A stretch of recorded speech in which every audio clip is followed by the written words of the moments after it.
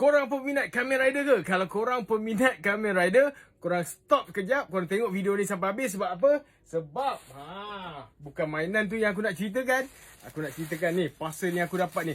Kalau korang peminat Kamen Rider, korang wajib dapatkan. Dah tahu, wajib dapatkan. Okay, so barang apa tu? Ni, korang tengok ni. Mesti confirm korang jatuh cinta punya dengan barang ni. Okay, barang ni adalah baju. Tapi korang relax dulu, korang tengok design dia. Kalau korang tengok design dia, mesti korang wow, jatuh cinta. Memang sesuai nak buat untuk raya ni kan. Okay, so jadinya jom kita buka, kita tengok. Aku sukanya bau baju baru. Okay. Ui. Aku tunjuk belakang tu belakang kosong. Tapi jangan risau, belakang kosong, depan dia aku pegang je kain dia, aku dah tahu dah kain dia ni sedap. Memang sedap kain dia ni. Kan?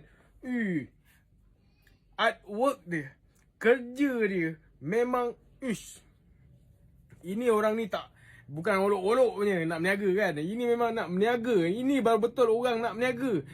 Ni, nampak design lawa. Lepas tu, sumpah premium babe. Apa pasal dia jual murah? Premium apa pasal kau jual murah? Macam ni, peminat rider, peminat Kamen Rider, korang wajib dapatkan. Dah lah murah, kain sedap, design dia lawa. Okay, jom tengok aku pakai. Ni saiz 3XL, aku saiz 3XL. Tada! Apa?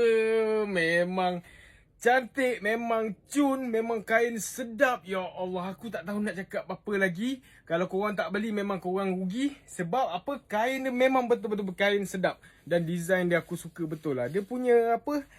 Heat press, apa dah nama dia aku tak tahu kan. Memang betul-betul lah. Betul-betul nak berniaga lah orang ni. So, kalau korang nak dapatkan baju yang aku pakai ni, t-shirt Kamen Rider ni, korang boleh tengok dekat beg kuning aku ataupun yang ada tulis shop now ni. Korang tekan, korang beli dekat situ, okay? Support sikit beli baju raya ni. Aku berani confirm korang takkan menyesal, okay? Dapatkan dekat beg kuning ataupun shop now. Assalamualaikum.